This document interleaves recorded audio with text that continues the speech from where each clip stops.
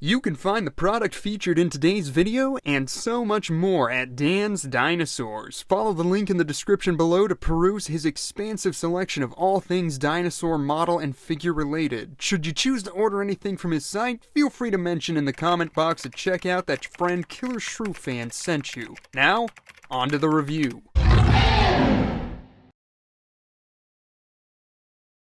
Hello everyone and welcome back to Killer Shrew Fan's Killer Toy Reviews, and today we're going to be taking a look at yet another PNSO figure. At this point, I've just accepted that I will never catch up on reviewing all of their figures, but at the very least, I'm trying to stay relatively on top of their 2022 releases, dang it. And that brings us to this. It's Fergus the Acrocanthosaurus, one of the last figures to be revealed from the long ago leaked list of rumored releases. Fergus here finally saw the light of day back in May, but was not received without his fair share of controversy thanks to some abysmal glamour shots that made it look like the figure sported a bobblehead and short ratty tail. But how did the final product turn out in the end? Well, let's take a look. It's Killer Shrew Fan's Killer Toy Reviews, and this is Fergus the Acrocanthosaurus by PNSO. First up, let's take a look at that packaging. Fergus comes in the standard prehistoric animal line box we've all seen 100 times now, with images of the big-headed paint master adorning both faces of the box, along with an orange PNSO prehistoric animal logo in the bottom right-hand corner. The opposite corner features the title of the piece as well as the number in the line, in this case, 61. Meanwhile, the top of the box sports another glamour shot and the company's tagline of "Every life deserves respect." As far as bonuses go, Fergus comes with the standard booklet discussing the various anatomical features of Acrocanthosaurus, as well as additional images of the figure and artwork. Speaking of artwork, you also get this great poster, and if I'm being honest, I think PNSO should really omit these because, dang, they make me wish this was the model we got. Not only does it have extra oral tissue, which always just looks more appealing to me, but the color scheme is also a lot more unique and interesting compared to what we wound up getting. Oh well, if wishes were fishes. And that's it for the box and what all's included. Let's go ahead and bring in our new dinosaur. There's a nice 360-degree look at PNSO's Acrocanthosaurus, and no sense in beating around the bush here, this figure is pretty great. Once we started getting these in hand, it became apparent real quick that the horrendous proportions of the promo images were baseless. And whereas I do still prefer the depiction on the poster, I do still consider this a pretty awesome interpretation of a very cool dinosaur. Let's go in for a closer look, shall we?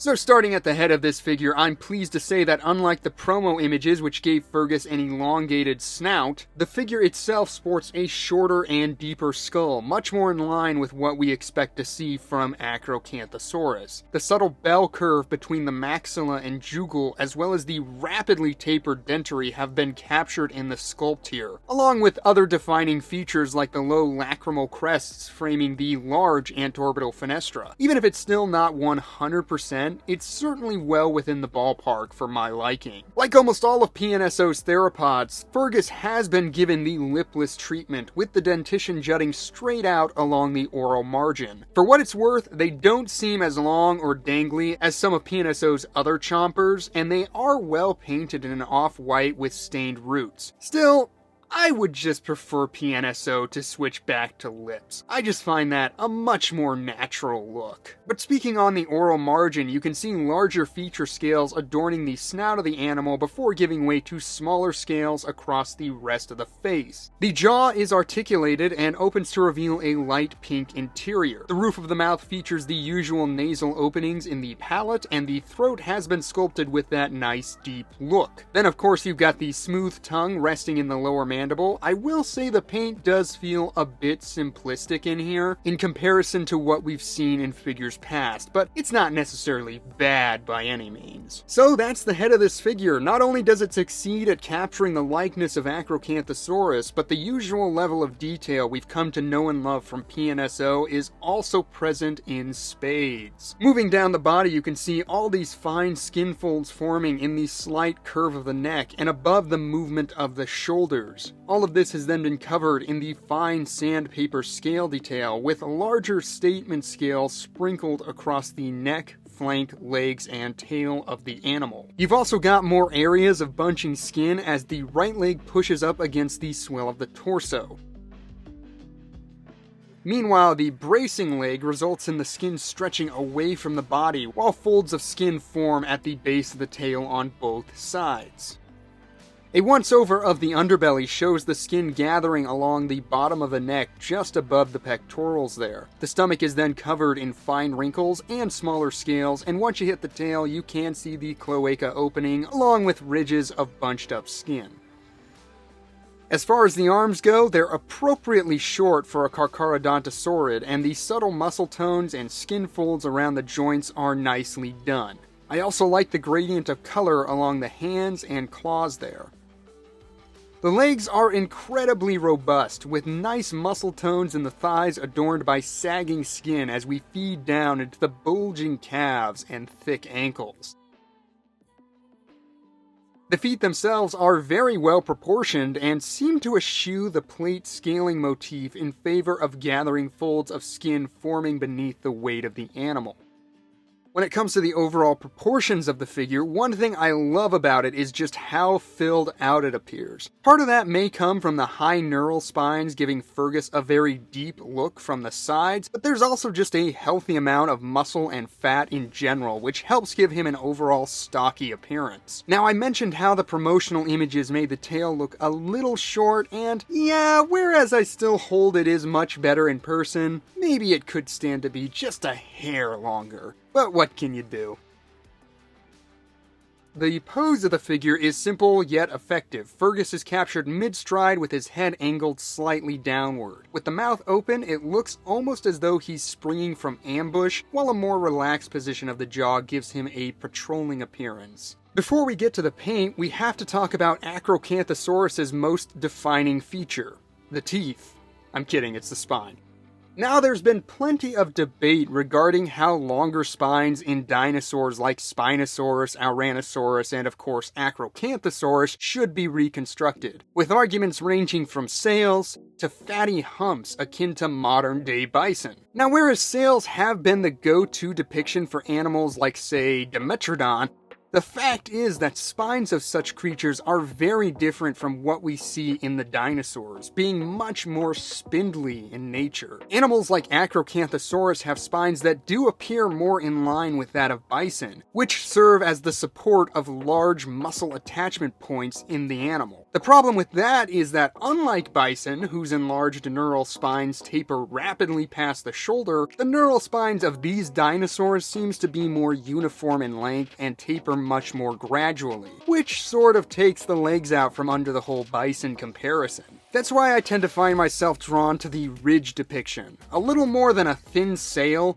but not quite a hump, and that's what PNSO seem to have captured here in their sculpt, and have augmented it with a row of dorsal scutes for some added visual flair. As far as the function of this unique feature goes, there's a good chance it served multiple purposes, not least of which would be display to rivals, identification of species, and perhaps a touch of sexual dimorphism, all of which could be served by the paint job PNSO has gone with. The stripes of brown streaking down over the tan and cream midsection frame various bright eye spots across the top and base of the ridge, which does give Fergus a surprisingly flashy appearance even with largely earth-toned colors. It might not be as interesting as the reds of the poster art, but it's serviceable enough. Perhaps an easy fix would have been reversing the transition in color from the browns of the midsection and more reddish tones along the tail to having those red-brown stripes along the sail give way to duller brown stripes along the tail. This would have aligned more with the original artwork and made the figure look even more flashy and intimidating in my eyes. I will say one thing I really don't like about the paint job would be the stripes of black that frame the tan spots along the ridge. Some are better applied than others, but by and large, it looks like a kid just drew these on with a black crayon. Luckily, they're subtle enough to not be a total eyesore, but it's one area where I think the paint could have been better applied.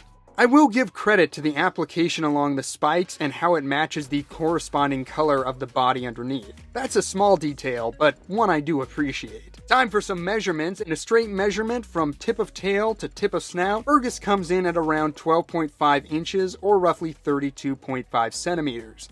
And then he stands in at around 4 inches or 10 centimeters off the ground at the height of the neural ridge. Although the pose is pretty stretched out to begin with, if you went along the subtle curve of the tail, you'd actually see it ekes out another ½ inch, giving you a total length of around 13 inches or roughly 33 centimeters. This means Fergus here slots perfectly into 1/35 scale for an estimated maximum length of 38 feet. Let's do some comparisons, starting with the many other Acrocanthosaurus offerings we've gotten to date. First up, we have the two Papo versions. Now, personally, I quite like these figures, but I do recognize their more stylistic qualities. Whereas this does give them a distinct enough look, it is still nice to have a much more accurate addition to the collection in Fergus. Next up, here it is with Rebor's old Acrocanthosaurus Hercules, and you can see that that figure stands a bit taller than Fergus here. It also has a much thinner sail, being more in line with Papo's interpretation, and you can get a sense of that disparity from a dorsal view here. Still, despite some obvious stylization and exaggerated scale, details, and proportions, I think it's still a pretty cool old figure, especially with those fiery colors and dark markings. Then we have the old Batad Acrocanthosaurus, which was doing the whole ridgeback look before it was cool. It always amazes me how well these figures hold up despite their age, but in regards to fine detailing and sculpt and paint, it is nice to finally have a more realistic option on the market. I no longer have the old Safari figure, but as you can see, we have gotten more than our fair share of models of Acrocanthosaurus over the years. Still, it's certainly not as prolific as the mighty T-Rex, and many of these older models aren't without their quirks, so I'm excited to welcome this PNSO figure into my collection as my definitive Acrocanthosaurus for the time being. And speaking of T-Rex, we of course have to do the obligatory PNSO Wilson comparison to give you an idea of just how big Acrocanthosaurus was relative to the Tyrant King. Now for a couple of formation friends. First up we have PNSO's Sauropelta Isaac. And then the big comparison I wanted to make. Here it is standing in with Rebor's Tenontosaurus Carcass Ceryneian Hind, and wow, I really love how this looks with that display. But then you can even take it up a further notch and bring in the Cerberus clan to give a whole scene from the Cloverleaf Formation as a pack of Deinonychus bully an Acrocanthosaurus out of its meal. Meanwhile, Fergus makes the right call and decides to take a bite to go. This mix of brands really makes for an awesome display, perhaps even more so than it does with Hercules himself. And at the very least, if you have the Tenontosaurus carcass, then perhaps Fergus is the accent piece you've been waiting for. And that was PNSO's Acrocanthosaurus Fergus. Overall, this is another fantastic offering amidst an already incredible 2022 lineup from the company. A great sculpt and serviceable paint job on a sizable figure of a very interesting theropod, all for roughly $40, makes it well worth adding to your collection. I definitely dig this figure, and I don't doubt that you will too. But as always, I want to know what you guys think of Fergus here. Do you own him yet? Are you planning on picking him up? What has been your favorite 2022 release from PNSO so far, and what are you hoping to see next? Drop a comment down below, and as always, thank you so much for tuning in to today's review. I hope you enjoyed it, and I hope to see you again soon for the next one. Until then, take care out there, and bye-bye.